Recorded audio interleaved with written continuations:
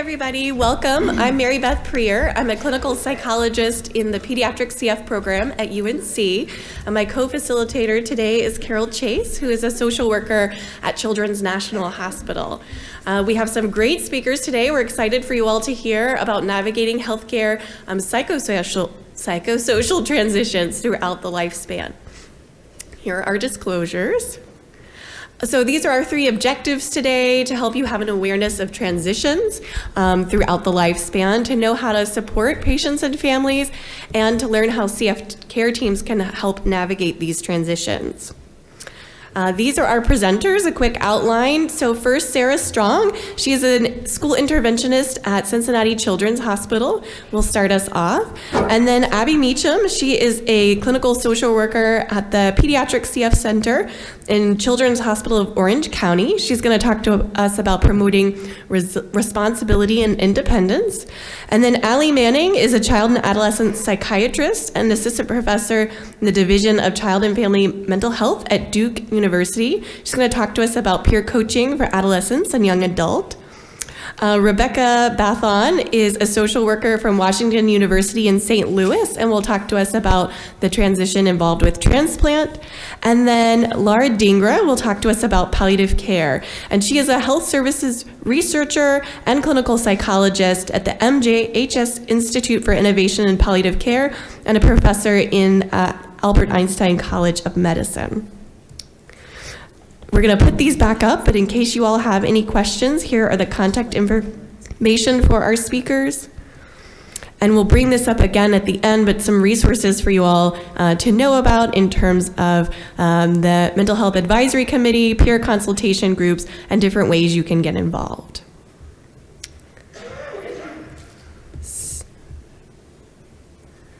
So first up, we have Sarah Strong. And thank you all for coming.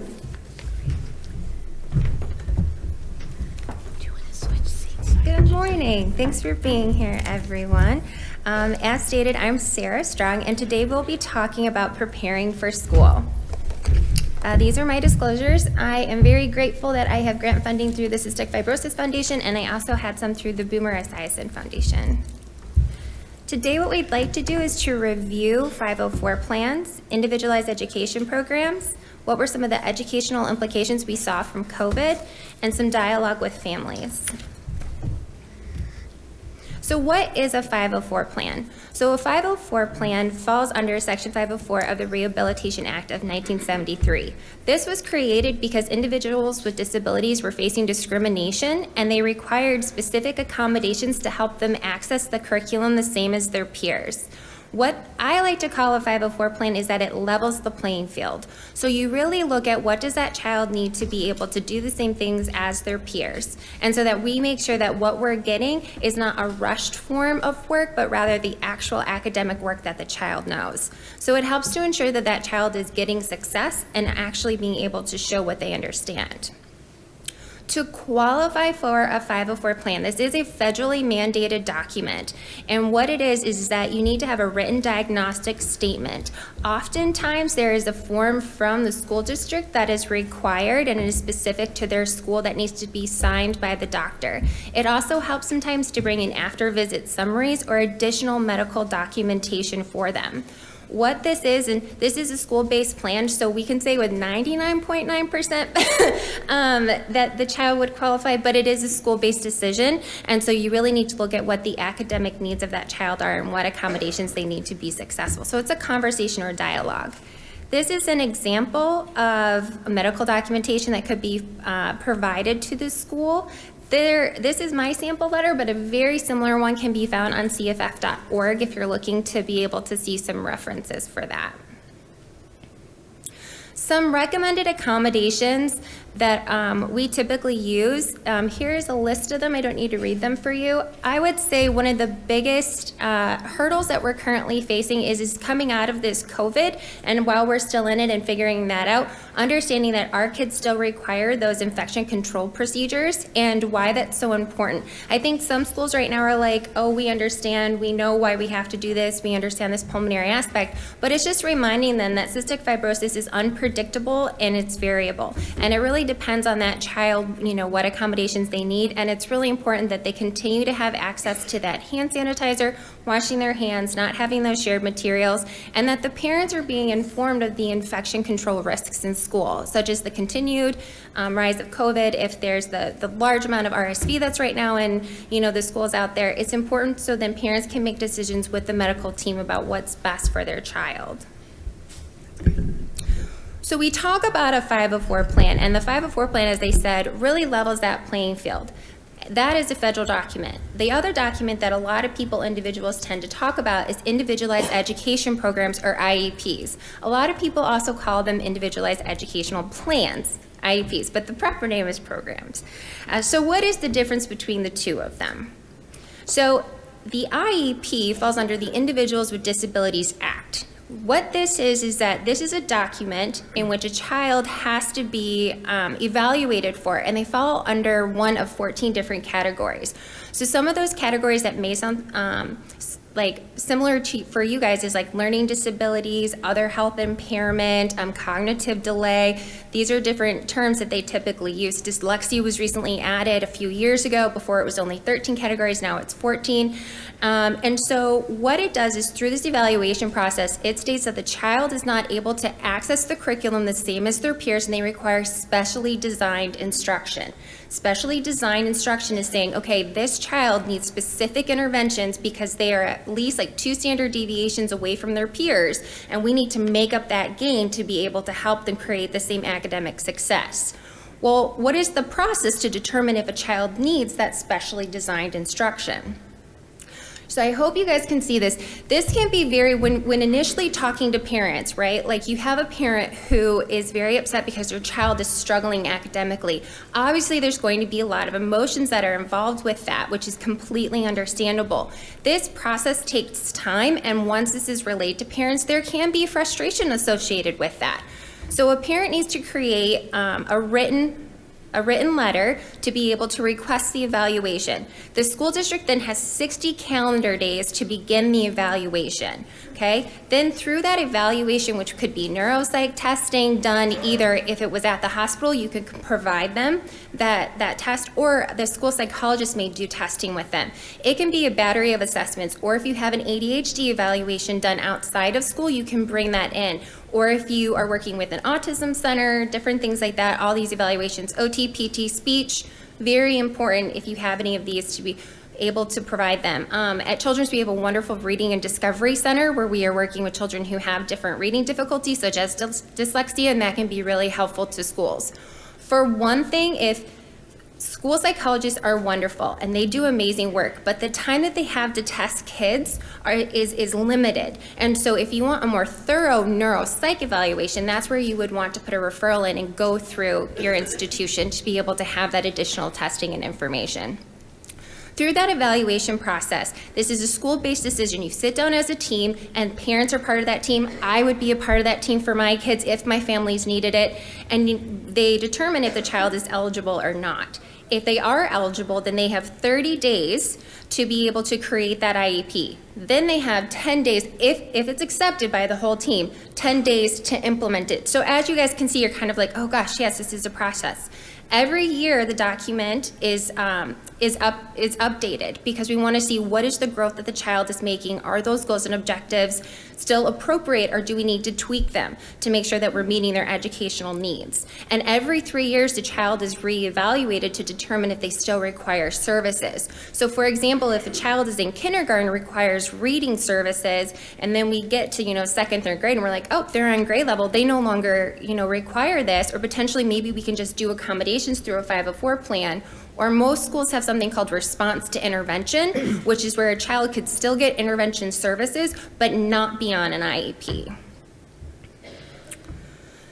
So it really is academic focused. So this, at the bottom part, you can kind of see. So for the IEP, this is an example of a goal and one objective, but you tend to have like 3 to 5 objectives. So you build slowly up to that goal. So you could be like, at first you're going to answer 2 out of 5 of these questions. Then you're going to answer 3 out of 5 of these questions. And so it can be chunked per quarter so that you're seeing this child continue to make academic success, closing that gap between their peers. With the individualized education program, the accommodations, like the examples that I gave for the 504 plan, can be placed on the IEP. So there can be information on that IEP also related to their cystic fibrosis. Maybe potentially like a self-advocacy goal. I would say that's a little bit rare, but we have some kids who really struggle with letting people know I have to go to the bathroom, or I need help with my executive functioning, a planning of when I'm going to be out. Can you help me prioritize and organize to be able to understand how to implement that? So there could be potentially goals on there, but they're kind of like mirrored, not specifically for CF, but like for that self-advocacy piece or different things like that. One thing I did want to note is, so I'm at Cincinnati, which is wonderful, and we service people in Kentucky, Indiana, West Virginia, all these different places. One thing that's frustrating for parents is that what you get in one state is not the same as what you get in another state. So for example, in Ohio, the state says, okay, you only have a 504 or an IEP. You don't have both. But in the state of Kentucky, they said, no, we want you to have an IEP for your educational goals, and then we want you to have a 504 plan for your accommodations for your cystic fibrosis. So we have these wonderful parent forums in which people are talking, but there can be miscommunication that happens just because laws are different. So really, when we look at these and we compare them, like I said, the IEP really looks at what is that educational need that is required, and for the 504 plan, it's leveling that playing field and allowing for accommodations to occur, so that what we can ensure is that the child is, achieving academic success and is being able to access curriculum the same as their peers, but in different ways. And just to let you guys know, if you check your the Department of State's website and different things like that, there's often resources for non-English speaking individuals if you have a large group of individuals who speak Spanish, or if you need some Arabic translations or things like that, in all different sorts of languages. I would really recommend that you reach out there to look at your laws. Or to look at what the resources are. On top of that, so I did focus primarily on IEP and 504 plan.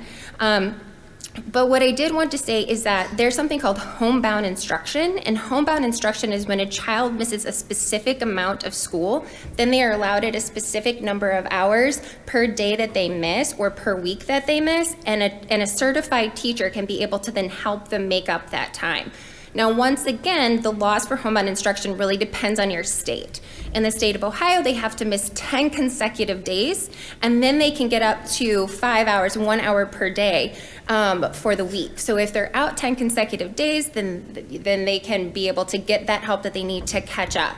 In Kentucky, they only get 2 hours per week. So once again, this is something that's really important that you learn kind of what your state's laws are. And this can be really helpful for parents if you kind of just let them know that that's a possibility. Okay, if you're going to be in the hospital for 10 to 14 days, while they may have access to a hospital school teacher who can come in and help them, they're not able to receive the full instruction that they need, so they could potentially still qualify. This is a specific form, sometimes per state or per district, and it would need to be signed by the physician, and so you could work as a team to be able to determine what additional documentation would potentially be needed. So when we talk about the educational implications of COVID, what we know is that nationally test scores are down. And so there is the National Assessment of Educational Progress, which shares the national report card, and they are the lowest test scores in decades. And so what this is doing is actually causing a little bit more difficulty in getting students qualified for specialized services, okay? Because we're looking at everyone and they're like, everybody is having these high levels of anxiety and depression, and all kids are kind of showing this regression here, and so in relation to their peers, it's not that much different. So a lot of times school staff needs to be reminded once again of how cystic fibrosis can impact our children, what are the educational implications associated with having cystic fibrosis, and why some of our kids may need additional help. This is where it's really important for self-advocacy, where we can, and I'm really excited to hear about peer coaching too, but it's that idea of how can we empower our families to engage in these conversations with the school districts, and what do they feel comfortable with disclosing. So as we talk about dialogue with families, it's more than just, oh, how is school going, right? So we want to ask them about all these different things because, hey, say they're having a hard time with fitness, sleep, and hygiene habits, I need to bring in my psychologist, right? Because if our kids aren't sleeping well, they're not going to be able to go to school, right? Are they having increased attendance issues because they're waking up late, they're tardy? Is that causing a problem? Or is it a transportation issue? And could our social worker help out with some fuel cards, right? Because gas is really expensive right now. What are some of the barriers that are happening and how can you engage in those conversations with them? I think it's really important to look at those different aspects and let our families know that we're there because it'll help to promote, once again, that self-advocacy for families. And once we look at that, you can kind of talk with families about how to maybe role play with their children about what they feel comfortable disclosing, what is the language that those parents want their children to use, and how it is impacted in those big transitions, such as going from an elementary school to a middle school to a high school. What happens when the educational expectations are increasing, and what can we do to help that transition of time? And how is this all impacting peer relationships? How can we, you really want to look at that full child and say, okay, as they get older, maybe you have some kids who are like, I like to tell everything and this is my button, I'm so comfortable. And then you have some kids who are like, I don't want to change, in the gym room at all because I'm worried about some of these things. And so it's really figuring out where that child is at and how you can make sure that you're promoting the best for them. These are just some tips to remember that IEPs and 504 plans are fluid and flexible documents. Parents have the right to request a meeting at any time to be able, if there's a concern or if they want an update or anything like that, or say you have an event happens and you're like, oh, actually we need to add this accommodation on here. It's really important that parents feel empowered with that. And, just be patient. These plans do take time and schools just need some help sometimes, with reminders. And once again, just understanding the unpredictability and variability of CF.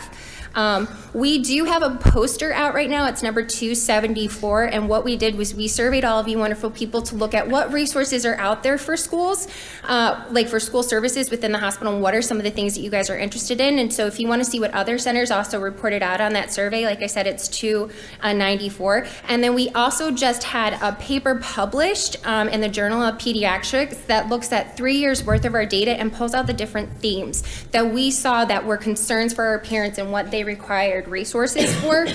So I would encourage you to look at that as well. And of course, if you have additional concerns or questions, please reach out to us. And once again, this is my contact information if anybody has, like I said, additional concerns or questions. But thank you very much.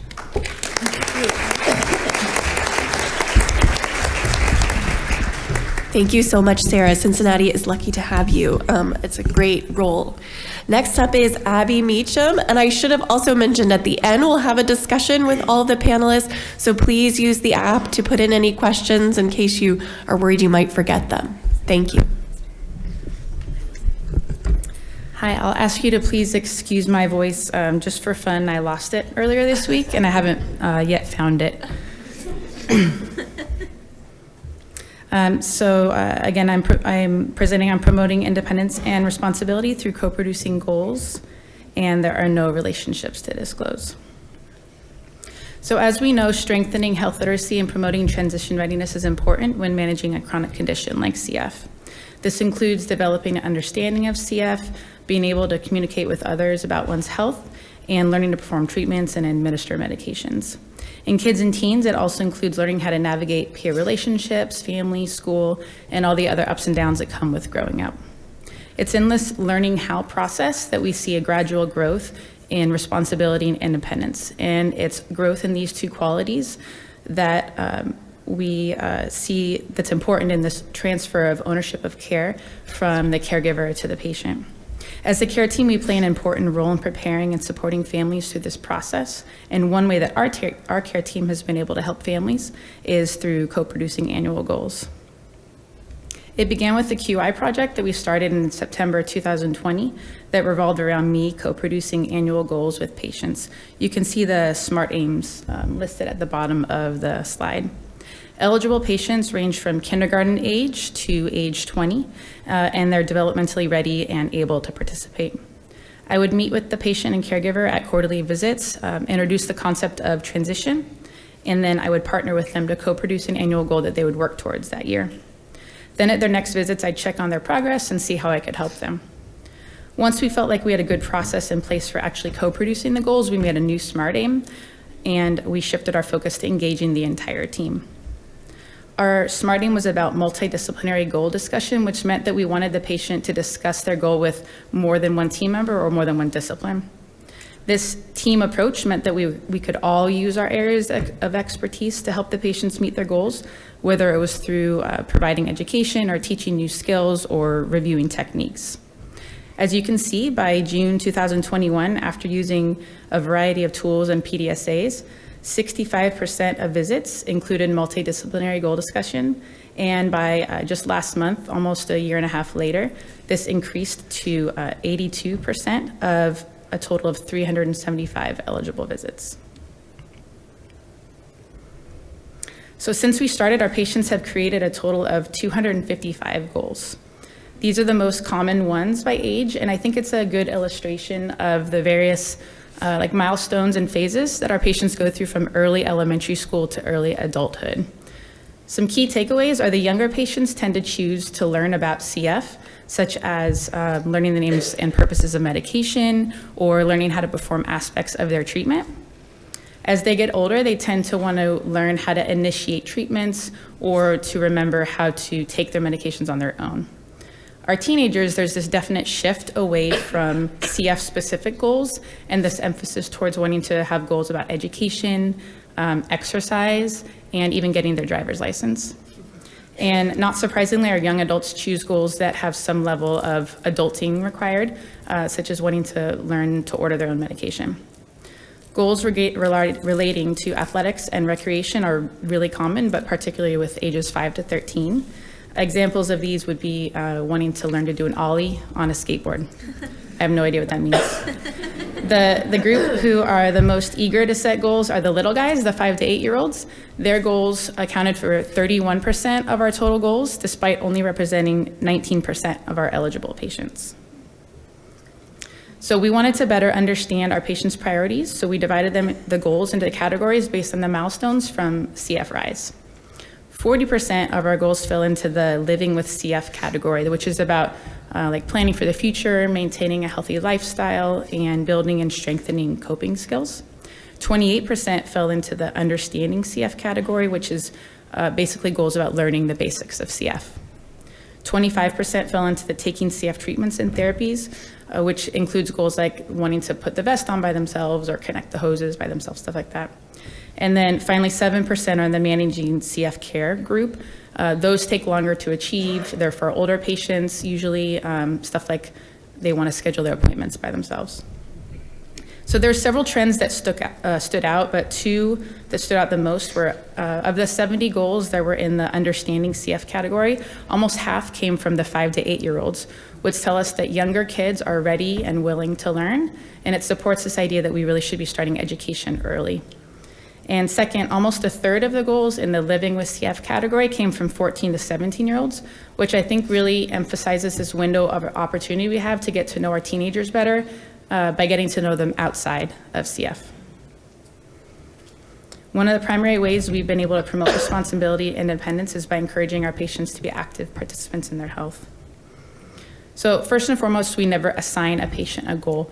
Goals are created by partnering with patients and families, and patients choose their goals based on their priorities and interests. We start with their health. We talk to them about what they want to learn, what responsibilities they want to take on, and if they ask, I'm happy to give them examples. Now, do all of them run up to me and say excitedly, like, this is what I want to learn about CF? Like, no. But I try to frame my approach based on their age and their development, and I try to explain goal setting in a way that's meaningful and beneficial to them. Then I help make the goal realistic and measurable, and then we brainstorm ways that they can work on it at home so they can start to take responsibility between appointments. We also remind them of their goal during a pre-visit planning call the week before their appointment. And then our team discusses the goal at every visit, so patient participation in appointments becomes an expectation and the norm. Here's an example of our annual goal patient handout that we give our patients once they make their goal. This guy is an 8-year-old. who has really embraced goal setting. He's pretty awesome. He's working on his 6th goal. So it'd be easy for us to say, okay, here's your goal and good luck, see you next visit. But being active participants in their care includes learning the process of what it actually takes to achieve their goal, to kind of take on this mindset of being responsible. So here are 2 examples of patient goals. I'll just talk about the first one. This 10-year-old guy wanted to learn how to do huff coughs and do them consistently. So he first needed to learn the proper technique. We have an amazing physical therapist in clinic who taught him how to do it, and she gave him an exercise to do at home. So he came back at his next visit and said, I know how to do it, but I am forgetting to do it during my treatment. So he came up with a strategy. He's 10 going on like 40. So he came up with a strategy to do it where I'll remember to do it when my vibration stops and when I pour my meds in my nub cups. So he came back 3 months later and said, I'm remembering to do it when I pour my meds in my nub cups, but my video game is way too important and I'm not remembering when the vibration stops. So he came up with another strategy that he'd set a timer for every 5 minutes that would pop up on his game and he'd have to like physically acknowledge it. That was his idea. So he came back in October, and mom and patient both said that that strategy worked. He's doing it like 90% of the time. He developed this routine, so he met his goal pretty good for a 10-year-old. So it took him 9 months from start to finish. It's cool to watch him go through that process. They don't all work that well. So we use several tools in clinic to encourage patient engagement because we really want it to be a part of our CF center culture. This one is a hospital-wide transition policy that we have. It basically says that appointments are going to focus on patient health, knowledge, and literacy, that patients are going to start meeting with their team members alone. It talks about timelines, like changes that are going to happen at age 18, when patients are going to transfer to adult care. And it even talks about goal setting, although we're the only team really that does goal setting in our hospital. Shout out to CF. And then we also give our team roles handout at the beginning clinic visits. This is a tool that actually came from an 8-year-old boy's idea to know who was on his CF team, and our awesome PFAC team, or our PFAC, helped us create this as well. The language is directed at patients, so we have a version for older patients and for younger patients. And the best part about this is not just that we have the roles of our team members, but we have the role of our patient as well. So when I review it with patients, I say, like, who do you think is the most important person on your team? And they're flipping through, looking at the different providers, trying to guess. It's really fun to see the reaction when I talk to them about how important their role is and how much we want to hear how they feel, how they think, and like they're the real MVP. So another way this project has been helpful is by increasing health literacy and facilitating continual growth. First, I want to shout out to my pharmacy team who created these 2 awesome handouts to help our patients reach their medication-related goals. With each goal, patients are actively gaining knowledge, building skills needed to help them manage their CF. They're practicing decision-making skills, learning to problem solve, and something I try to do is always review with them why their goal is important and how it helps them or how it impacts their health. Common barriers to reaching their goals can include motivation. Sometimes they lose steam after the first few weeks at home. Maybe there's competing priorities, or sometimes they just forget. It can be challenging for patients or caregivers to change their routine at home. Other barriers could be inconsistent follow-up in clinic, or maybe we only see them when they're sick, so this takes a back burner, and then just a variety of other psychosocial stressors. When it comes to determining if a patient has met a goal, we don't really have anything formal in place. It's usually something they can show us or tell us, or they can bring a video from home. Sometimes it's something we can observe, like whether patients have been ordering medication from our pharmacy or scheduling their own appointments. Usually it takes about 3 to 4 visits to meet their goal. But when they do, we celebrate and we give them a handout or a certificate. We have ones for older and younger patients. And we always try to review what they've learned in future visits. And when they do meet their goal, we try to co-produce a new one in that same visit to keep the momentum moving forward. Our patients are working really hard. 91% have made at least 1 goal, 61% at least 2, and 37% at least 3. And this includes patients that have set their first goal in the past couple months. And I went too far. So have you seen goals vary in topic and complexity? So we really do need the skills of our entire team. We use our dashboard in Microsoft Teams to streamline our communication. It's a live document that we can all see at once. It lists the annual goals, and then based on the topic, I try to suggest which team members should talk to the patient about their goal.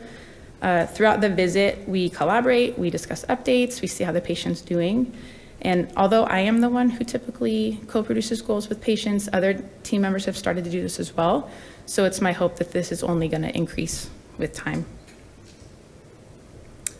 And again, I'm just doing this for fun here. Goal discussion is a part of my regular visit as a social worker, but my team has really taken ownership over their piece in the project. As you can see, they've been able to incorporate this into their visits on a regular basis as well. It's typically regarding goals that are within their areas of expertise or their scope of practice.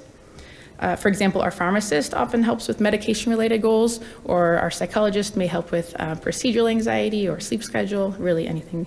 But what about goals like learning to ride a bike without a training wheels, which is actually kind of common.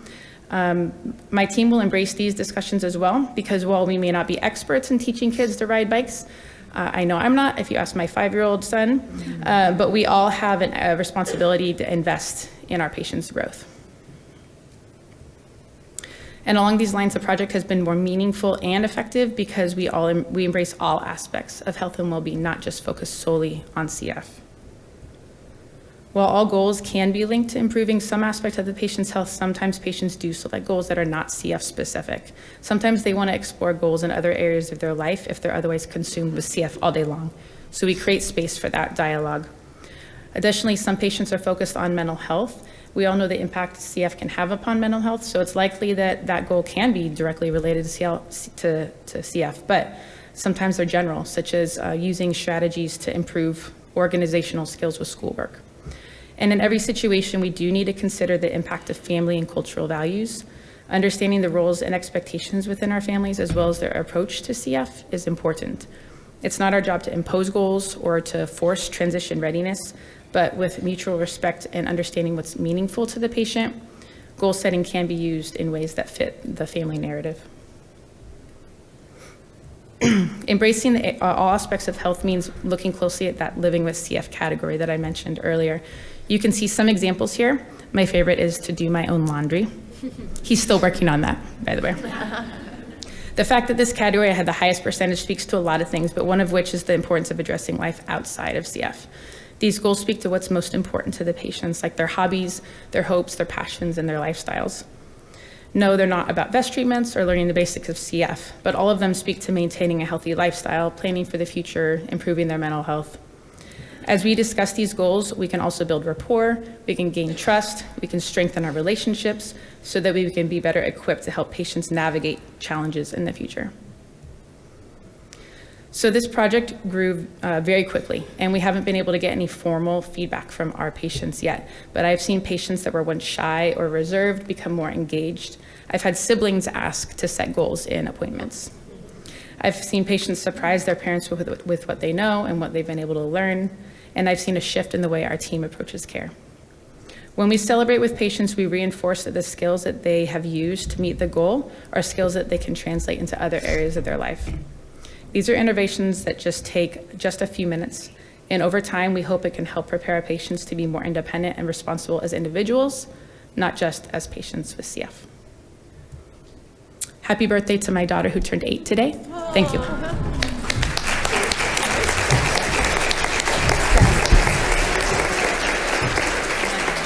We'll have to take a picture after of you in front of everyone, maybe singing happy birthday or something, right?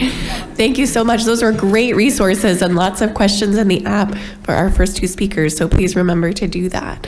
And next up is Allie Manning. Well, that was so exciting to hear about the co-production of goals with the care team. It's basically my entire talk, so thank you for that. But focused on the peer, utilizing the peer to help patients meet their goals. Can you hear me better now? Okay. I'm going to start off with a brief anecdote. So I first met Erin, a 16-year-old with CF, when she was hospitalized for an exacerbation. Psychiatry was consulted for adherence and substance use. Erin struggled with anxiety and depression, as well as obsessive thoughts that CF was her fault and that she was a burden on her family. She told me that skipping her nebs and chest PT made her feel more normal. She smoked cannabis almost daily and wasn't really receptive to decreasing her use. I continued to meet with Erin as her psychiatrist for several years through psychiatric and medical hospitalizations, ongoing struggles with substance use, intense and chaotic relationships. Eventually, in her early 20s, she was able to transfer to our adult pulmonology colleagues. She lives at home and is on disability. Erin is not unique. I'm sure many of us have had encounters with patients like her. I often wonder how having a peer mentor could have helped Erin with the challenges of living with a chronic condition as a teenager, or at the very least helped her feel less alone. Perhaps connecting with someone close in age also living with CF could have motivated her to take more ownership of her self-management, or help her towards reaching her goal of becoming a veterinary tech, something she aspired towards. Today, I'll describe a telephone-based peer support program for youth with chronic conditions. Because people living with CF are even more isolated due to infection risk, as you all know, the need for effective and safe interventions is even more important. I have no disclosures. My objectives today are to appreciate the challenges of living through adolescence as a young adult with a chronic condition, to understand why peer interventions are so important for this demographic, and to learn about a phone-based coaching program to help support AYA, adolescents and young adults with CF, to transition to becoming successful adults. Now, I don't know many of us who would willingly choose to return to the awkwardness of middle school, acne, braces, and all. And for youth with chronic conditions, bullying, social evaluation worries, the developmental task of identity formation can be even more problematic. For youth without chronic conditions, adolescence is a bumpy ride, and these normative changes you see here on the slide are magnified for youth with CF. Biologically, there can be delayed puberty, which can be difficult socially. Hormone fluctuations can make managing CF-related diabetes more difficult. Psychologically, identity development can be entangled with illness identity. Teens with CF may feel isolated from peers. And risky behaviors such as experimenting with cannabis or tobacco, like my patient, which can be benign, somewhat benign for typically developing teens, can be detrimental for youth with CF. Avoidance of treatments can be viewed as a way to rebel or feel more normal, as in Erin's case. During this transition from adolescent to young adult, from reliance to parents to becoming more independent, another transition is also taking place, and that's the healthcare transition, as my colleagues spoke about. At a time when adherence is notoriously poor and relatedly there are increased risk of complications, these youth are being lost to follow-up. Over 50% of adolescents struggle with adherence, and over 50% are lost during that transition from pediatric to adult medicine. These gaps in care around the time of transition lead to poor outcomes. Failure to successfully transition can be related to several factors, while interventions to support caregivers, the CF care team, and the healthcare system are integral to improve transition for these youth. It's often the case that the adolescent themselves lacks the intrinsic motivation to take more ownership of the condition. So how do we motivate these youth to become activated self-managers? Well, it's well known that peers can succeed where adults and healthcare providers have failed, myself included. With Erin, her parents and doctors were unable to make meaningful inroads. Maybe with a peer coach, she could have taken a different path. We know that peer support is desired by these patients, that it's grounded in theory, it's developmentally appropriate, and it's showing promise as an effective intervention for self-management. So we developed a telephone-based peer support intervention to help facilitate improved self-management and self-efficacy for youth with chronic conditions. The Picasso study, or peer eye coaching for activated self-management optimization for AYA with chronic conditions, that's a mouthful, is a peer-to-peer mobile health intervention. It uses a secure telephone and text-based interface to connect a young adult health coach with an adolescent with a similar chronic condition to improve self-efficacy through leveraging the shared experience of both being a teenager with a chronic condition. The intervention, thank you to all of my colleagues who work with me on this project, listed here on the slide.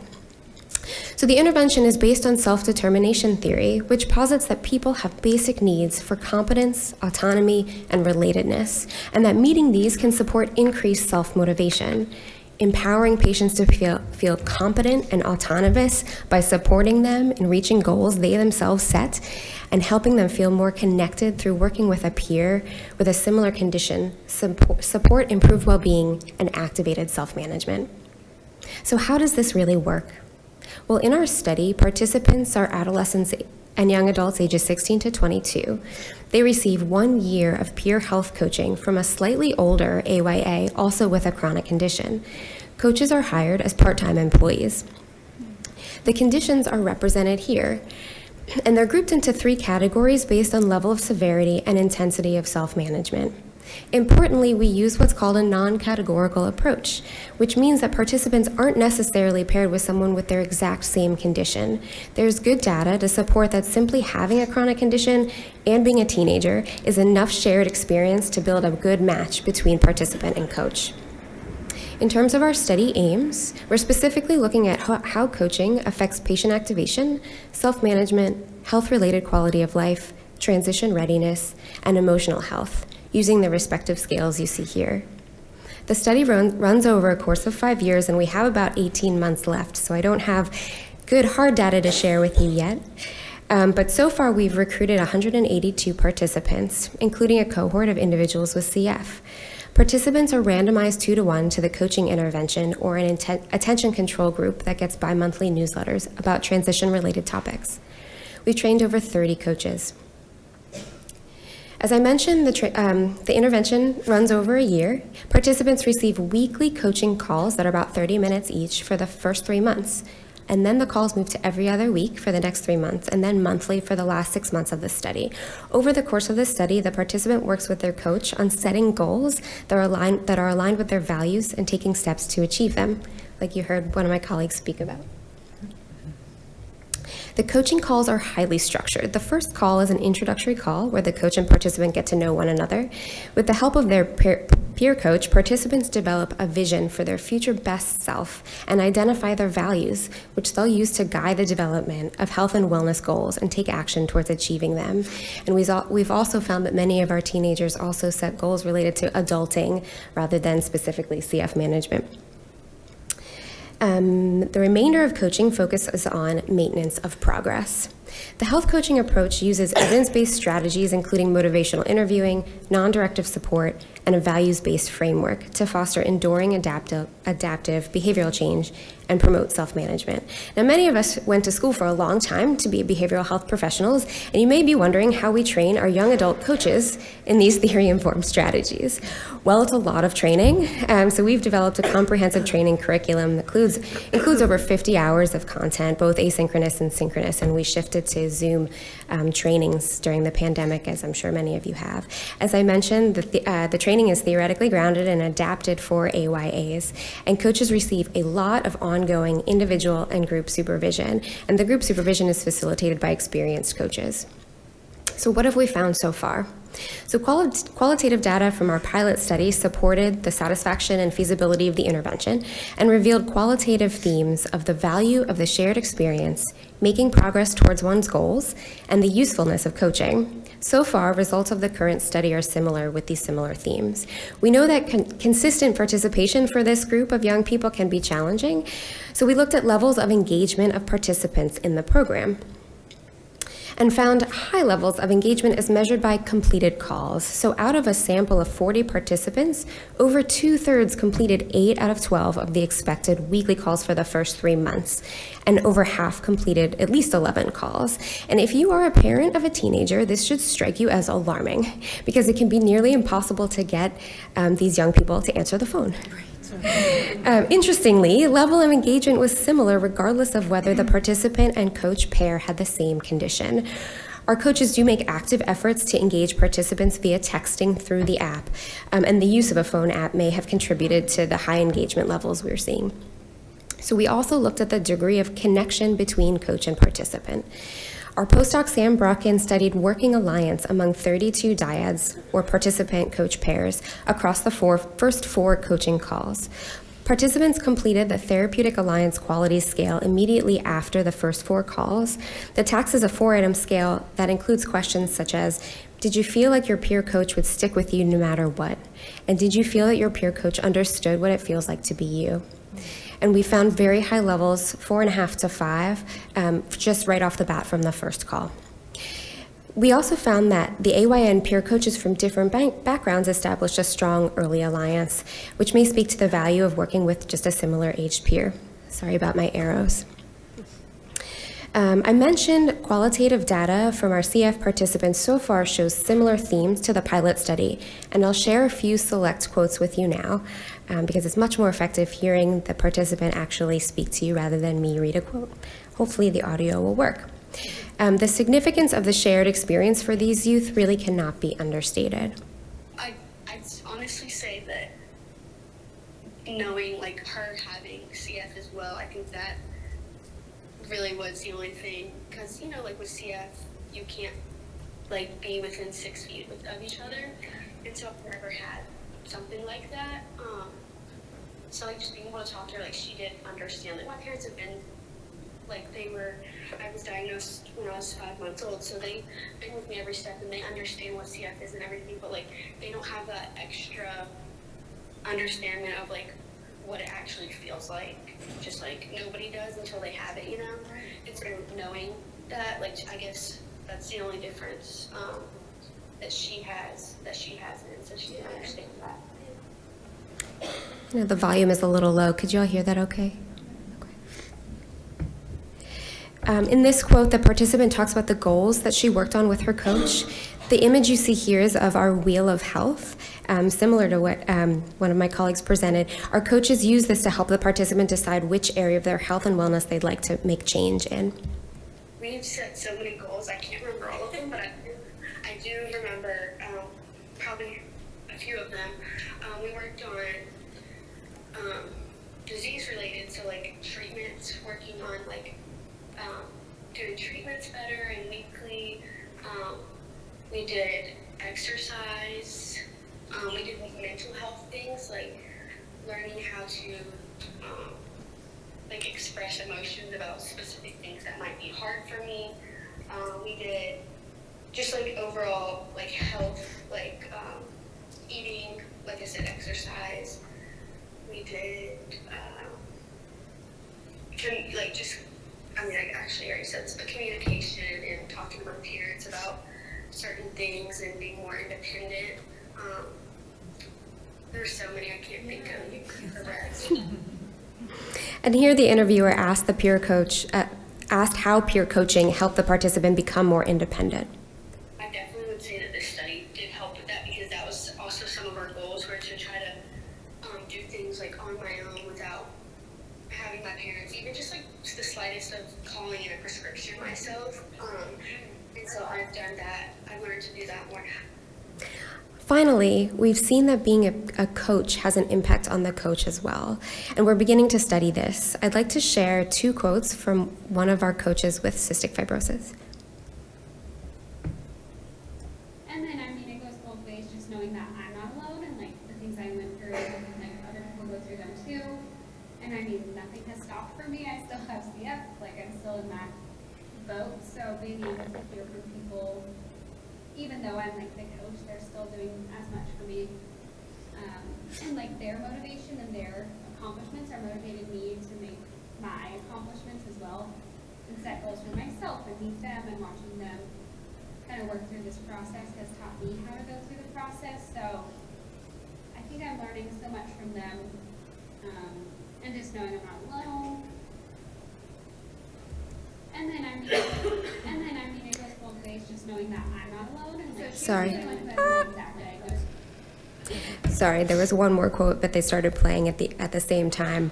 The other quote talks about that she worked with a participant with CF, and she felt a strong connection there, and also felt a strong connection with her other participants who had IBD and diabetes. Okay, pretty powerful stuff. So in summary, adolescence can be a challenging time for youth with CF. One-to-one peer support is acceptable and feasible in this population, and that telephone-based peer support interventions can support youth with CF in transitioning to successful and healthy young adults. Thank you.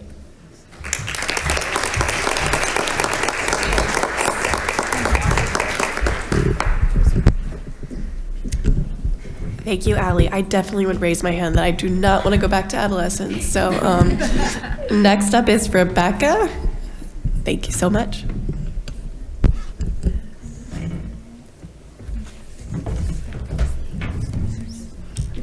I loved that one of the response options on your survey, the answer was totally. Makes me feel very old. Thank you, though. I'm Rebecca, and I am a lung transplant social worker at Barnes-Jewish Hospital. I know they told us to go with the arrow. For those of you that aren't aware, I think my disclosure is not showing up, but Barnes-Jewish Hospital is in St. Louis, Missouri. Many of you are familiar with St. Louis by the infamous Arch, or have visited that and gone to the top. It's a great trip. We are the gateway to the West. A little bit about our hospital. We are a large Midwest hospital. Missouri touches about 5 different states. We are ranked number 11 by U.S. News and World Report. Licensed for close to 1,300 beds, so we're a pretty big institution. We are affiliated with Washington University School of Medicine, and as with many of you who come from large academic institutions, they are tearing down and building another building. And what's really interesting about this picture is this is the new building, but the old building they tore down from the top bottom, or from the top to the bottom. Fascinating to me. 17 floors. It was really an experience to watch. We are home of the St. Louis Blues and the St. Louis Cardinals, and I just want people from Philadelphia to know that we are not bitter for knocking us out in the first round of the series, but good luck to you. A little bit about our transplant program. Back in 1986, early 1987, Dr. Joel Cooper brought Alec Patterson down from the Toronto program to pioneer lung transplantation in the United States. Dr. Patterson is still with our program. We have 5 surgeons now. Since 1987, we've done 1,980 transplants. To date, we're about 51. I think they're doing 52 this week, which is low for us. And numbers are down, referrals, people coming for evaluations, and we're seeing that for a variety of reasons. Better treatments. We've talked a lot about Trikafta this week.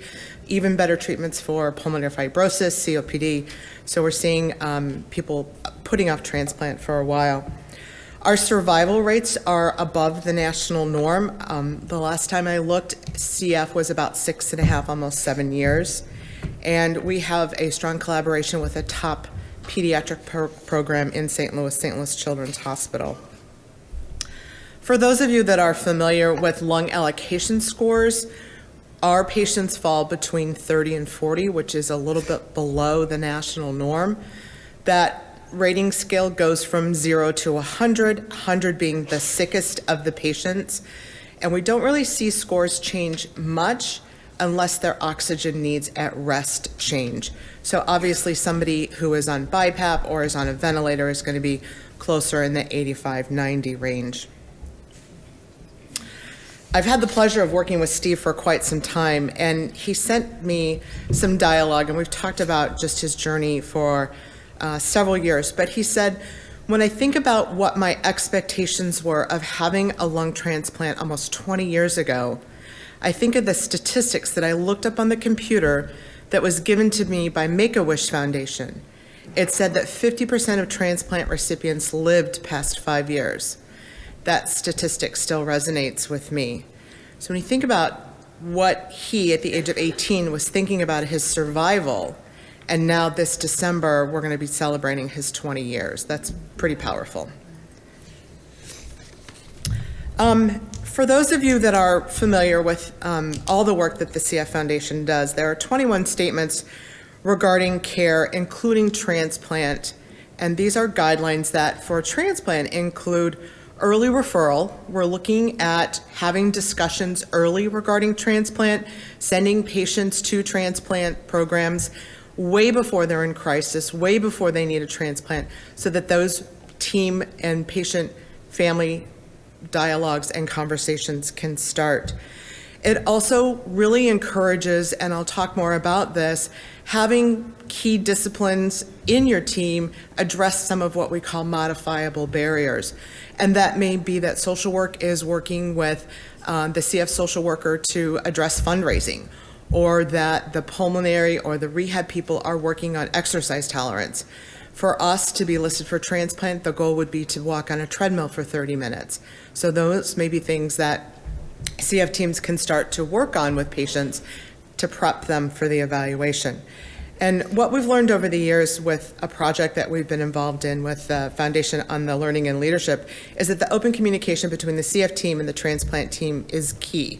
And not only those teams, but the disciplines. So social work's talking to social work, dietitian's talking to dietitian. So it's not just that physician saying, hey, in a drive-by discussion, I got a patient I'm going to refer to you for transplant, but really having more specific patient-detailed conversations. I won't go into a lot of detail. My colleague and our medical director, Dr. Hashem, is going to do a talk tomorrow about the guidelines for advanced lung disease. And really, this is very specific, and it's important for you as clinicians to know and start to identify where some of your patients may fall. It looks at FEV1, it looks at 6-minute walk distance, and it looks at oxygen needs. So the key question is, how do you start the question? How do you start to introduce the concept of transplantation? And you guys know your patients best. And I'm sure every patient and every family is going to be a little bit different. But introducing the subject can be terrifying, but it can also start some meaningful dialogue. And you might open that up by saying, what have been your thoughts about transplant? And informing the patient that timing is coming up, and maybe at the next visit, let's have some dialogue. And at that next visit, why don't you bring key family members, friends that you think will be involved in that process, and you tell us what team members you would like present for that discussion. And get that preparation out of the way so that you've started and are not walking in saying it's time for transplant. Having frank conversations is not just about where they fall medically, but also bringing in disciplines to talk about how is this going to affect your family? Does your insurance follow or have you dictate to go to a certain center, but another center might have greater access to family and friends who are going to support you through this journey? So location insurance can be key. It's also talking about life interruptions. If mom's going to take the child to the transplant evaluation, how is the family life going to fall apart? Who's going to care for the other small children? When we go down the journey of transplant, if mom has to stop working, how will that income loss affect the stability of the household? So it's important to have not just the medical conversation, but to include some of these topics. I hear this from my colleagues all the time is we have to tell them that they're trading one set of issues for another. Transplant's not easy, and neither is CF. It's about improving quality of life, and is this the switch that they want to make? It may mean chest PT's gone, but it does mean coming to that transplant center monthly for the first year, or having frequent PFTs, or taking oral medications twice a day. So being very clear about that trade is important. How are they going to react? What do you anticipate them to say the minute you bring up the T word? And I think we all sense that there's going to be some grief and loss. I have failed. Maybe it was that medication that I didn't take correctly, that clinic visit I missed, or the hospitalization that I delayed. I didn't do what I needed to do, and now I've failed. Or what is the team's response to now this patient needing a transplant? Do they perceive that the patient has failed their therapies? Or does that physician feel that they've tried everything in the book to try to get that patient back to an acceptable baseline in their lung function? I think you also have to consider that maybe this is raising hope. And maybe this is opening the door to, I can get better. I can go on with my life and go back to school, I can start a relationship, I can have kids, and I can be normal like my peers. And building on that discussion and talking about what life might look like is key, that they'll come off of disability, that they'll have a chance to go back into the workforce. And we offer a lot of mentoring support at our program too, and I think it's important for them to see and get the experience of their peers of what life is like after transplant. You guys talk a lot about, in the CF world, about the initiation of Trikafta, and at transplant, we hear a lot about exclusion from Trikafta, or Trikafta has failed me. And we open that dialogue when patients come for a transplant evaluation, because I think it's important to kind of judge and get a sense of where they are as far as the therapies that they've received for their CF. You're not always going to know their reaction, but as a team, as a CF team, talk about what you think you're going to anticipate. My first experience was having the struggle was to survive beyond the statistics. I thought that if I were to survive the surgery, I would need to make whatever mark I wanted to leave on Earth within those few short years. Having so many unknowns and a bit of diversions when asking for specifics about exactly how long I would live and what I should expect, my focus was on the quality of life and not so much how many years I may be able to get out of a new set of lungs. So again, somebody who's gone way beyond that 6.5, 7 years.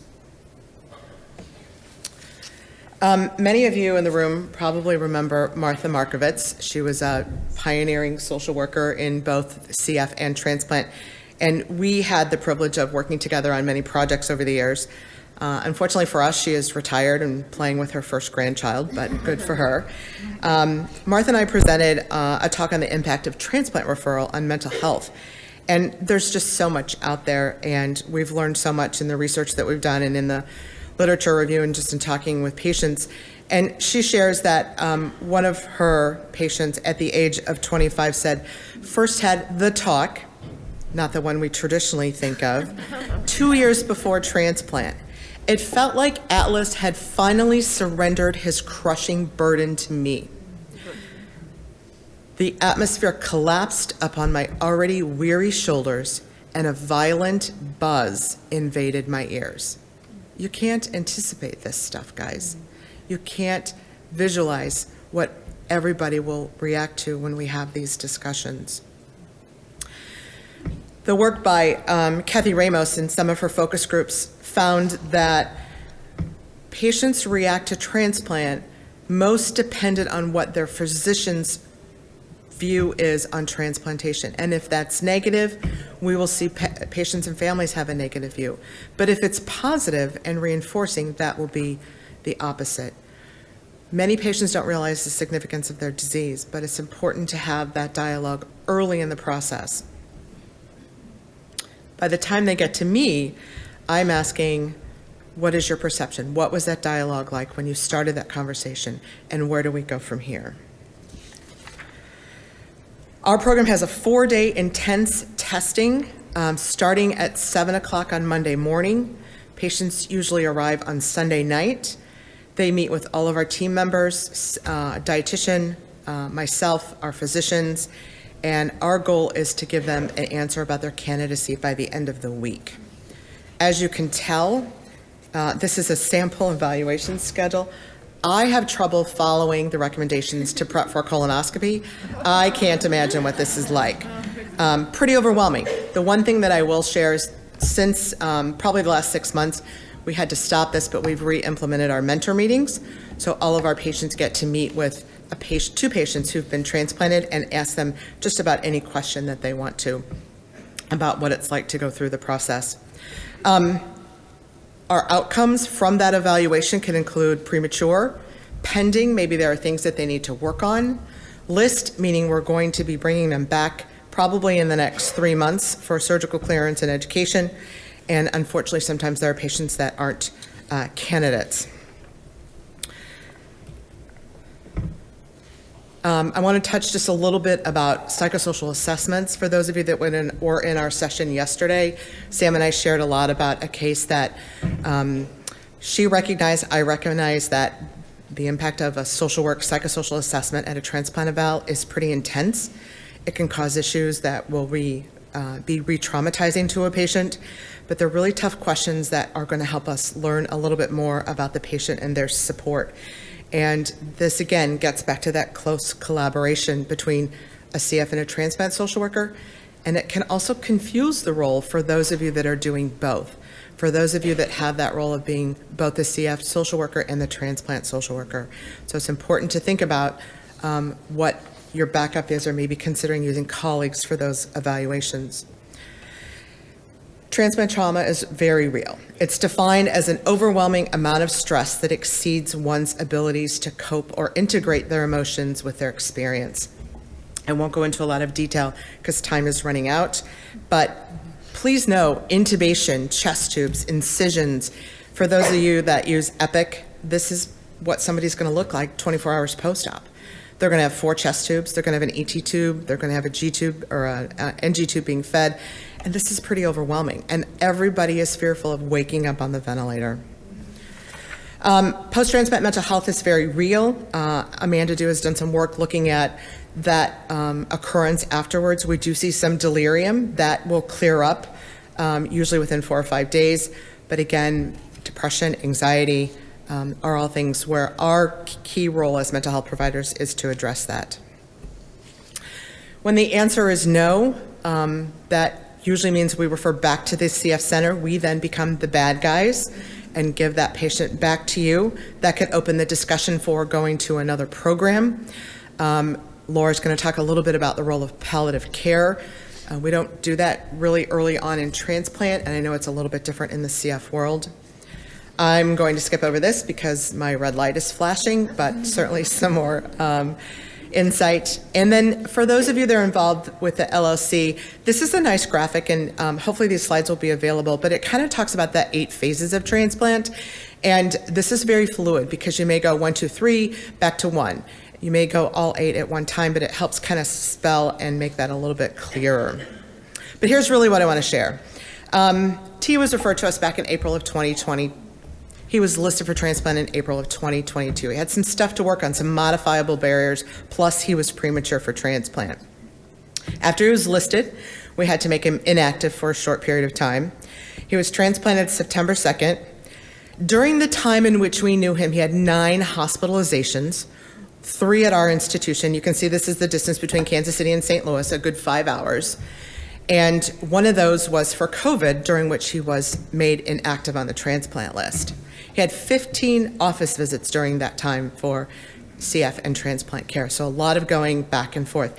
And I don't know if I mentioned, but he was 19, okay?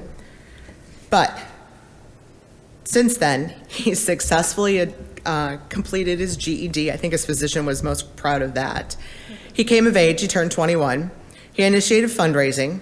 He changed caregivers twice, which drove me nuts.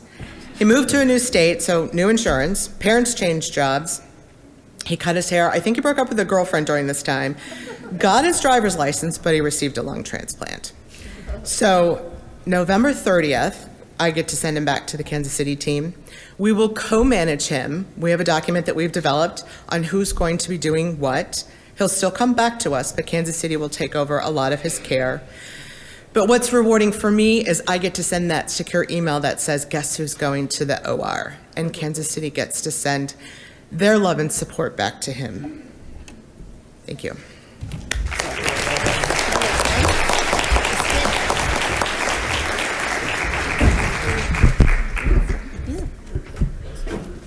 I love the sentiment of sending what an exciting email of guess who's going to the OR. So thank you for that.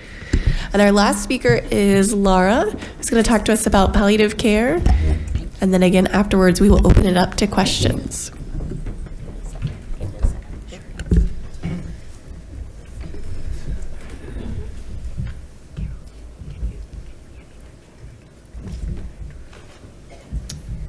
Thank you. These are my disclosures, and thank you to my colleagues for these excellent presentations. It's really fantastic.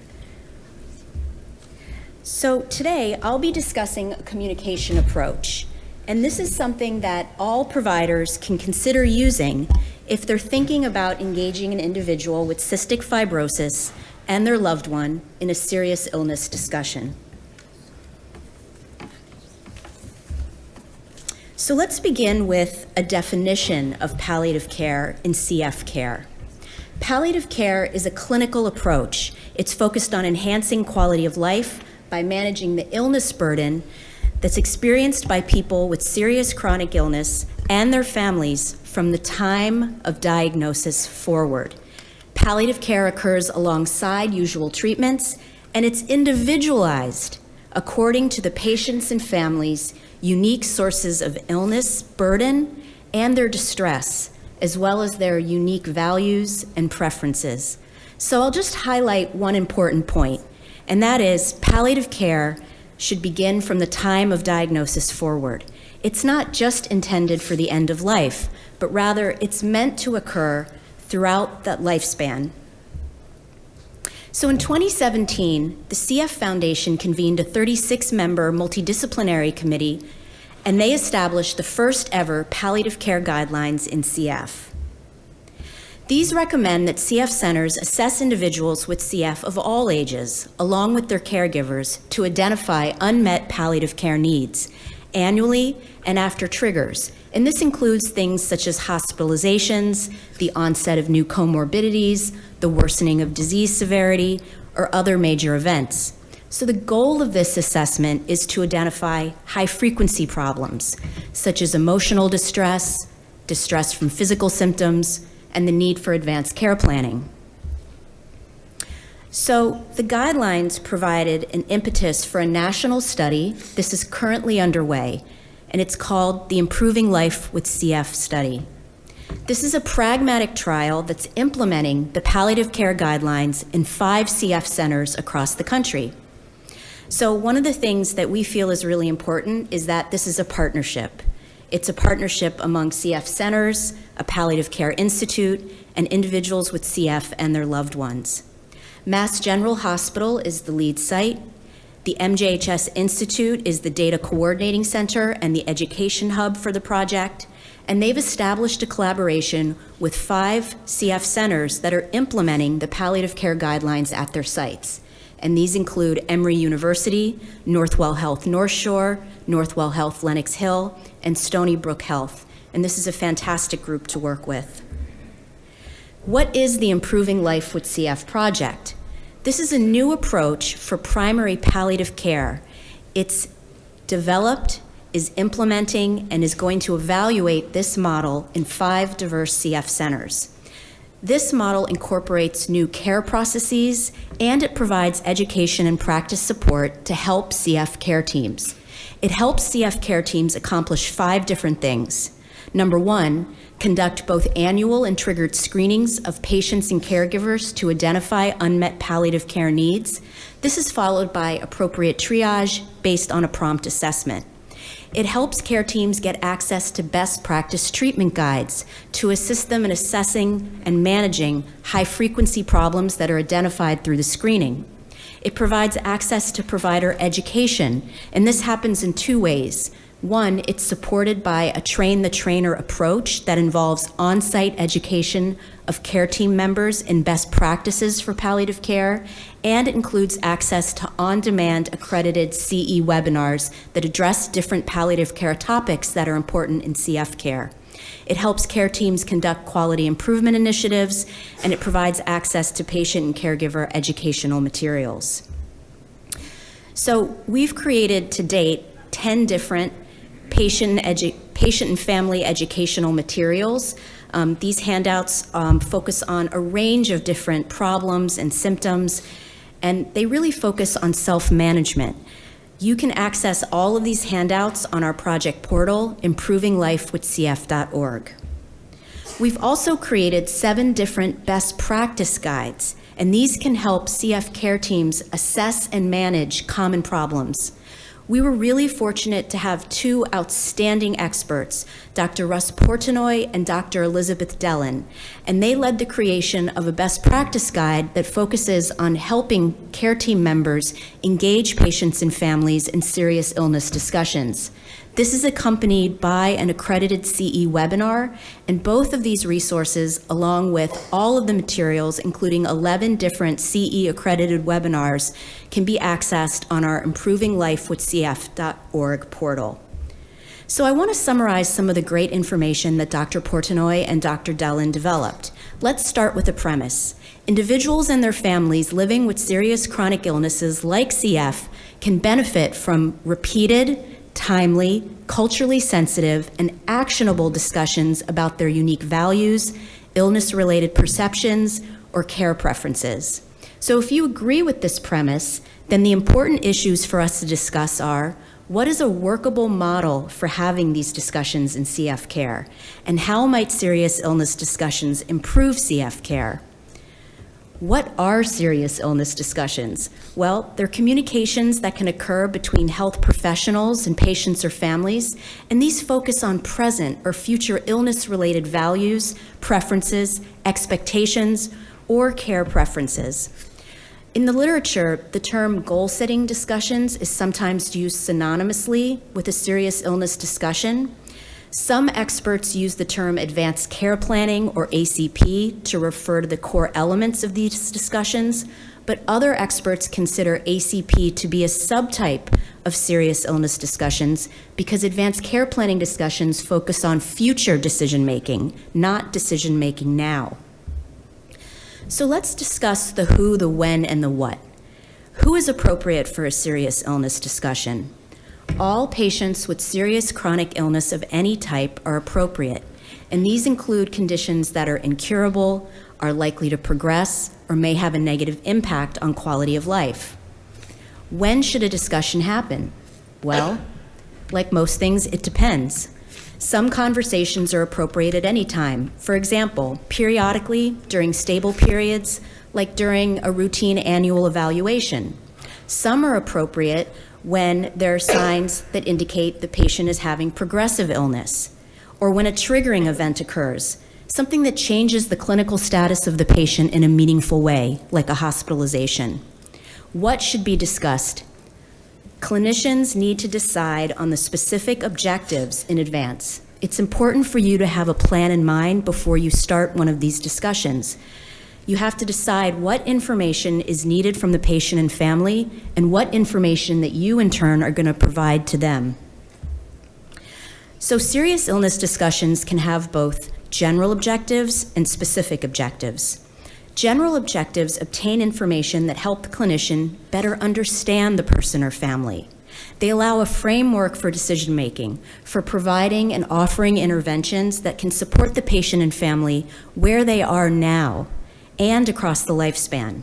Specific objectives help acquire information, or they provide information that can help the clinician facilitate shared decision-making about different treatments. So let's walk through some of the general objectives. There are a variety of values and preferences that can be addressed. The first thing you want to directly question is regarding decisional control preferences. Who makes decisions for the patient? If the patient is a child or adolescent, directly question the parent or legal guardian. Individuals who are sentient and adults may make their own decisions. But for example, some adults may be very active, making decisions themselves. Some adults are more passive, relying on the family. And some are mixed. They might rely both on the family and the healthcare provider to help them make decisions. You also want to directly assess their preferences regarding desire for information. And here you can kind of categorize them because this is a really important value that people bring to their healthcare experience. Are they a high information seeker or a low information seeker? Do they like a lot of details about their medical condition and different treatments, or very few details? Another important value that may be helpful to explore is the person's view of trade-offs. There are many trade-offs about healthcare that can be evaluated when a person has cystic fibrosis. A very common one can be the trade-off between quantity of life and quality of life, or between the burden of a treatment and the efficacy of a treatment. Do the patient and family value treatments that are efficacious to the extent that they are willing to bear a tremendous burden from these treatments? Or, if a treatment is likely to have a high burden, is efficacy less important when making a decision about whether or not to use it? You can also get information regarding their prognostic awareness. What's the extent of their knowledge of their prognosis, and what impact does this have? You can also assess to what extent their immediate and long-standing life goals are important to, in turn, affect their treatment. And also, what are their fears and concerns? What are the things that may cause them worry or be frightening them? So you can see All of these things really help you get a sense of the person's value systems. And they can vary from patient to patient, they can vary from family to family, and they can change over time and across different situations.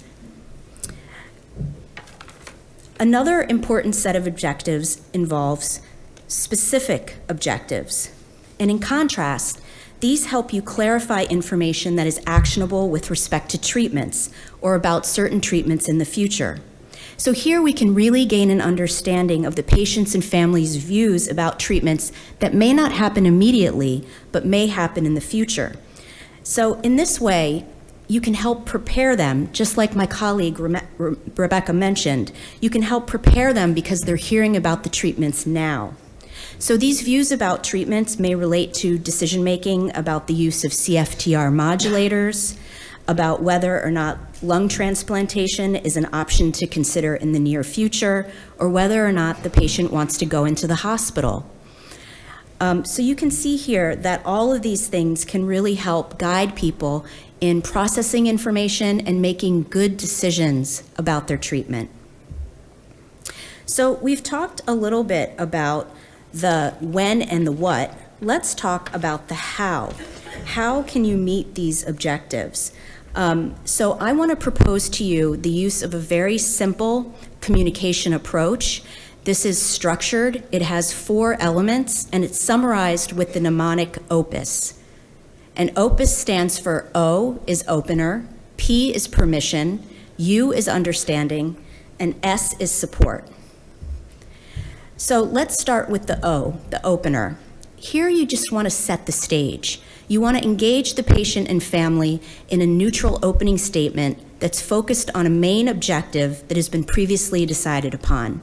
So ideally, you have appropriate privacy for this discussion. Are the people in the room comfortable? You're all sitting. And you might start this statement off by saying something along the lines of, now that you're a teenager, you'll be making more decisions about your own health care. I'd like to understand what you know about how your CF might change as you get older. That way, I can try to answer questions you may have about what to expect in the future. Now, I don't show it on the slide, but the next element is P, and P stands for permission. Before undertaking a discussion, it's important to have permission from the patient and family. Is it okay to have this discussion? And you can allow the patient and family to determine who should be present and in the room for this discussion. The U stands for understanding, and this is really the core of OPUS and of the patient-centered model. U stands for understanding, and you'll notice that the first thing it starts off with is, what does the patient or family know? For example, what is your understanding about what it might be like to live with CF as you got older? Now, what information can additionally be elicited? Now that you've gotten information from the patient and family, what information do the patient and family want you to provide? For example, would it be helpful if I shared some things about what we might expect? And then finally, what more does the patient and family want to know? Here they can ask questions. What's important for the person to know and to process to allow for good decision making? The S in OPUS stands for support. Here you want to allow time and space for emotion. You want to validate, and you want to empathize. I understand that it can be hard to talk about things like this. I'll be here along with the whole CF team whenever you'd like to talk about your future with CF. You almost always want to offer a plan. How about the next time we meet, we talk about some of the choices people with CF might face as they get older? I'd like you to meet Maria. She's a 25-year-old with CF. She's been missing appointments because of a busy work schedule. She's struggling to keep up with her treatments, she's not sleeping so well, and she has trouble affording enough food. Her cough is worsening steadily, and she develops acute onset chest pain and dyspnea while she's driving. She's diagnosed with a pneumothorax, she's hospitalized for several weeks, and on follow-up, she's experiencing continuous dyspnea and fatigue. Her FEV1 has dropped to 33%, and she's lost some weight. So you might start by assessing her decisional control preferences. When you have to make big decisions about your medical care, do you prefer to do this on your own, or have your family or your CF care team help guide you? How about her desire for information? Is it helpful for you to hear details, or do you prefer to know only what you have to know in order to make decisions? You can assess her view of trade-offs. Some people with serious illnesses like CF feel like quality of life is the most important thing. Others are focused on living as long as possible, even if they're really struggling with their health. If you've thought about your priorities, can you share what's most important to you? And how about her views of treatments? Some people would choose to have whatever interventions were suggested, even lung transplant, if it might help them achieve specific goals. Others may be unwilling. Where are you on this range? And finally, what's her prognostic awareness? In order to make decisions about your health care, it's helpful to understand what to expect as your lung disease progresses. Can you tell me what you know about this? You seem to have some information, but what else would you want to know? So in summary, the ability to have serious illness discussions across the lifespan is a best practice. These discussions can be improved when they're guided by a clear framework and communication model. And this framework can distinguish general objectives from specific objectives and help care teams focus every discussion on timely issues and what matters most. OPUS is a communication model. It's simple, it's straightforward, all providers can use it, and it's based on the elements of empathic and effective communication. It takes an outstanding team to do this kind of work. I just want to acknowledge my excellent collaborators, in particular, my co-partner, Dr. Anna Georgiopoulos, and thank the CF Foundation for their support. Thank you.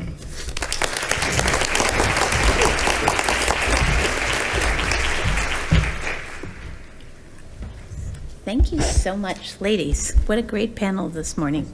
I'm going to move us back quickly just to our slides so that you can take a look back while we pull up some questions for you. Again, just a reminder that we're looking at your questions online. We're going to have the speakers come back up to the podium. Do you want to start one? One at a time. Sarah, are you up for going first? Thank you. And we'll try to make sure we get all the questions that are directed for you. But Sarah, lots of people wondering about kids in preschool or daycare as well as college and what types of support might be available for them. Yeah, so for preschool and daycare, it would depend on if it's private or public. And then you would need to determine if that, even if it was in a public school, if they were receiving specific, I would say like funding from the district. And if they were, then you could ask them what kind of supports they put in place for those students. Sometimes it looks a little bit different. When it's a private daycare, it tends to be more of an informal plan when it comes to accommodations and different things like that. And it really is specific to that. One thing that I think is really interesting is if you have children who are struggling from like birth until age 3 or 3 to 5, looking at those early intervention services that are provided by your state, and there's no harm, no foul in putting an evaluation in to determine if they do qualify for services to help parents out at those like early intervention stages for those kids. And then you said for college? Mm-hmm. For college too. So I'm actually speaking on that tomorrow at 9:45. So if you guys want to come in, you can, because that's a quite elaborate, but I think kind of a summary would be for college, really start early, 7th, 8th grade, start with conversations about what they want to be when they grow up, and know that there's multiple different tracks that kids could go through, vocational, a local community college or a regular university, and then the accommodations that are put through there, I would say contact the Office of Disability Services for that university to determine what accommodations would be available for them. Great. You're making us stay tuned for the rest, though, right? No. Another question I saw are concerns about shortages, particularly for homebound teachers. Have you all had any success navigating that? So homebound instruction, it can be difficult for, especially right now, kind of like with nurses, with teachers, there is a shortage that is out there. So I would say engaging in conversation with the school district about, are there other options? I mean, we did go through COVID and it made us kind of look at virtual options. As people's time are tight and it can be difficult to attend in person, could there be a virtual aspect of that? If the public school district does not accept public online learning, or if there's not a state program in which there's a free online a public school, would the school district be willing to pay, this private online school to be able to provide those hours to that child? Could they be able to create some kind of contract with them to be able to work that through? So it's being a little bit more creative and thinking outside of the box rather than what the traditional roles would be. Great, thank you. I think those are the questions I caught. Are there any more online that people didn't have a chance to ask?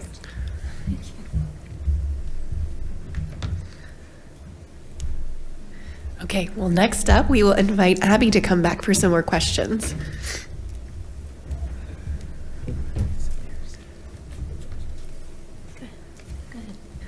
One thing I think you mentioned, Abby, but people would love kind of a review of is how you record goals for the team as well as for the patients so they remember what they're working on.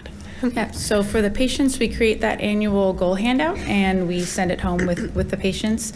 And then they probably don't put it up on their fridge or anything, but we hope that they keep it. And then we do remind them of the goal in that pre-visit planning call. And then I keep track of everything on an Excel spreadsheet that's in Microsoft Teams that everybody has access to. I had to take an Excel class to get to know how to do that. But everything I keep track of in an Excel spreadsheet. Great. I really like that idea of having a place where you can share it. Sometimes can get lost in the EMR, and so nice to have it somewhere else. And people to sign up for which goal they're going to talk about. Yes. Yeah, I have that in that dashboard that I showed you. Great. Someone was asking if you have any tips for how you engage kids who might defer to their parents in the goal-setting conversation. So one thing we're trying to do is with that hospital-wide transition policy is just kind of make sure everyone is aware and review with all the families the expectation that we are going to meet with patients by themselves. So it's just known that we're going to do that. So patients expect, regardless of what age, that we are going to meet with them at some point during the visit by themselves, and we review with parents. So they expect that that's going to happen as well. The more we do that and the more we practice it, even starting at age 12, it becomes a pattern. I know that doesn't help right now if you have a young adult, but that's something we can do to be proactive about it. And I think reviewing this concept of what transition is and using somebody that has good rapport with that patient to just review why it's important that we get to know you one-on-one, and then if you want, we can bring mom or dad or caregiver back in and review what we talked about. Even just one step at a time, I think, has been helpful. But this transition policy has been a really good idea, so everybody's aware of why we're doing it and what we're doing. Great. Someone also asked about if procedural anxiety is a goal. Yes. Are there other people on the team you might engage, for example, child life specialists? So we do have a child life specialist. We're very lucky to have one. She's not in clinic all the time, but she does come to see our patients in the hospital. So if we do have a goal, then I'm able to let her know and she can help them when they're in the hospital. But we have the most amazing psychologist, Dr. Alpern. So she's able to help our patients when they do have those procedural anxiety goals. And then sometimes we have like the PIC team come in if somebody needs help with pokes or something in clinic. But we really just try to use everybody on the team that's available. I think the other question I saw is if you have a poster. We did last year, but we made next year now that we have all this amazing data to show. So hopefully Great. next year. Thank you. Did I miss anything else that people would like to ask?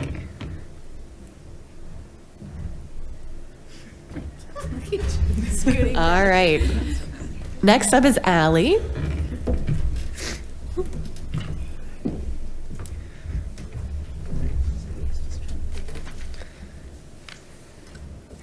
Go ahead.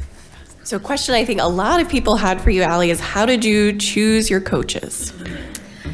Right, so the coaches had to submit an application through our HR portal. So we actually posted the position on Duke HR. And don't ask me how the funding was flowing from the grants office to the hospital. But, it was a position that was posted to HR, but we actually got most of our referrals from physicians because we would ask the care teams, not just physicians, all the providers, if they knew of a young adult who was doing well with their management and had transitioned to adult care, if they would refer them to be a coach, because you can't actually post on HR specifically searching for someone with a chronic condition.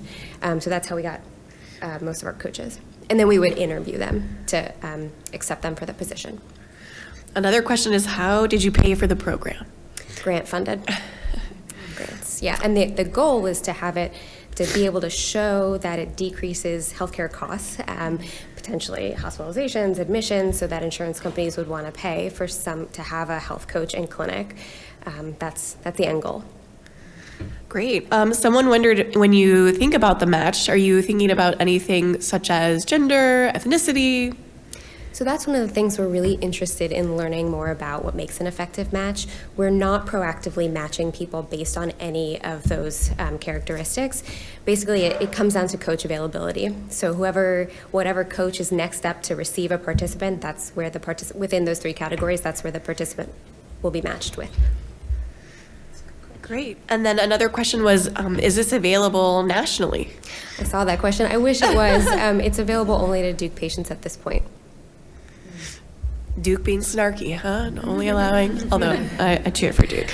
All right. But if you're interested in partnering with us, or you'd like to apply for your own grant and help us facilitate that, we can help you facilitate that process and hopefully get the word out. Perfect. I think those are all the questions. Any last minute takers? Okay, next up is Rebecca. And another question I'll just direct to all of you is, people are asking about slides or different access to resources. How do you all feel about sharing those? Good? Okay. I don't know if the best way is to email the presenters, but perhaps one way. Okay. Rebecca, so some questions for you. I feel like I'm on a dating app. I know, right? What is your sign, right? No. How do you handle conversations when people are not interested in transplant?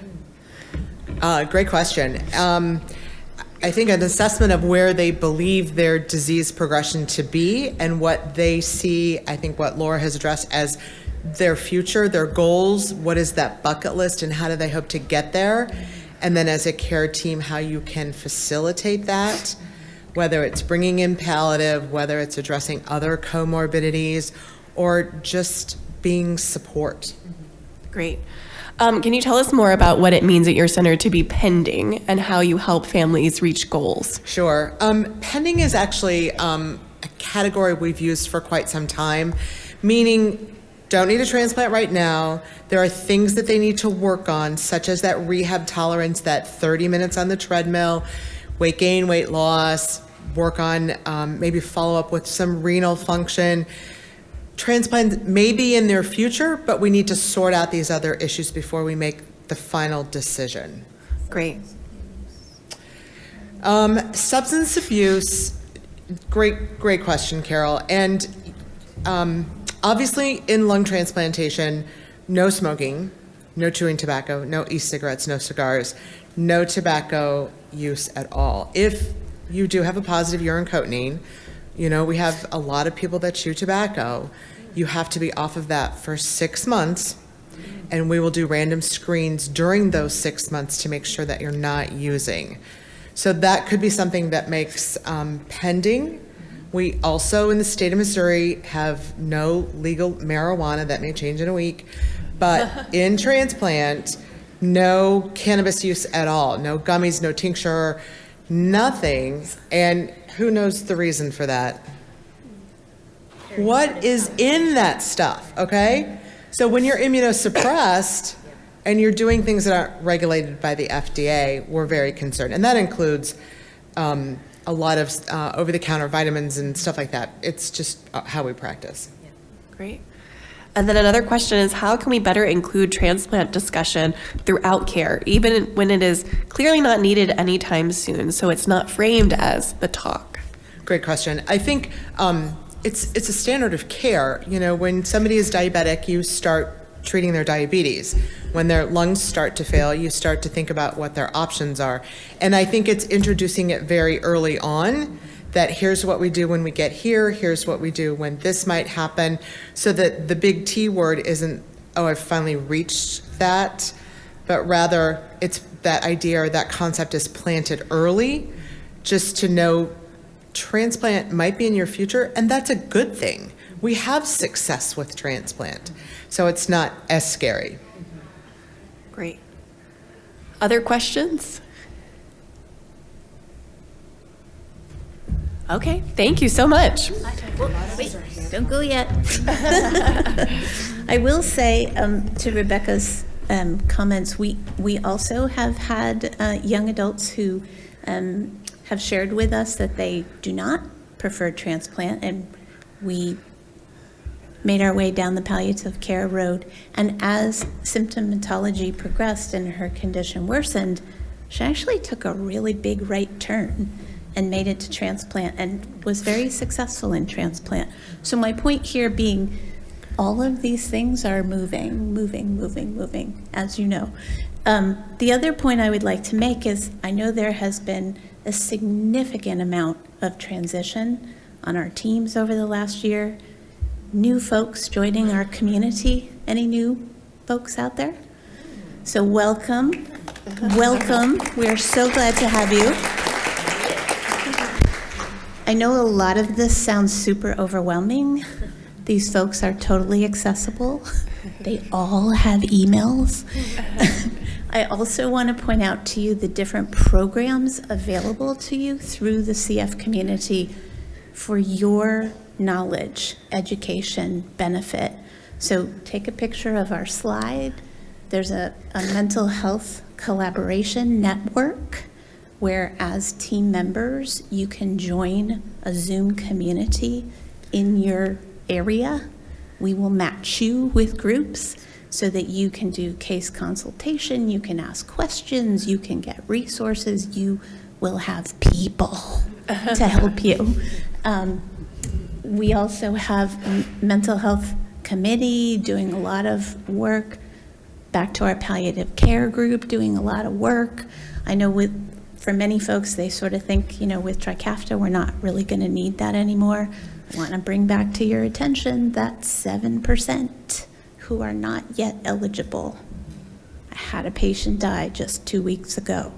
So it still happens in the community, and we need to be prepared to have these really tough conversations as a team, partnering with that family about what they want.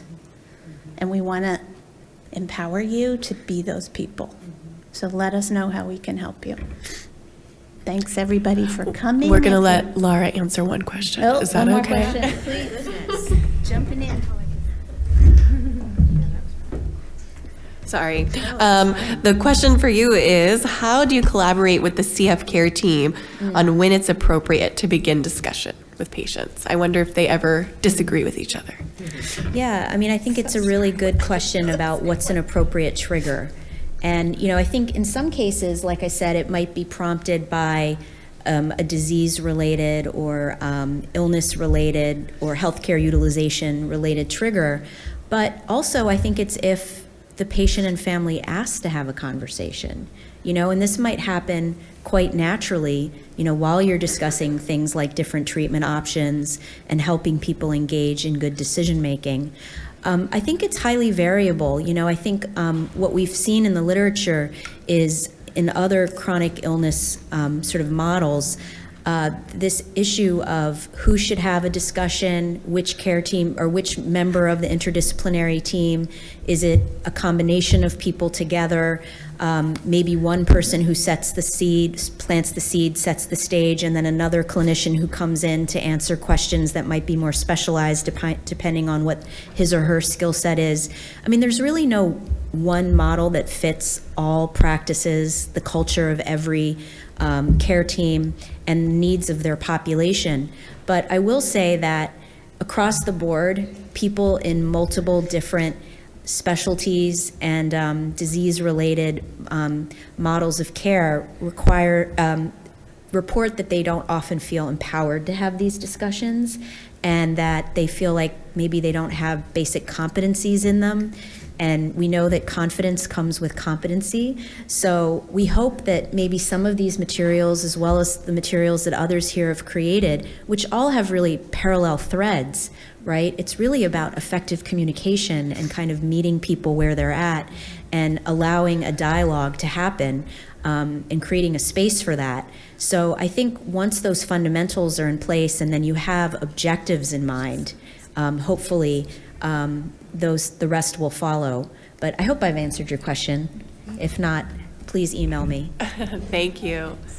Well, any other questions? I hope we've caught them all in the app. Any hands? There's a question there, this gentleman, or is he just? Oh. He's holding the camera. All right. Well, thank you all so much for coming.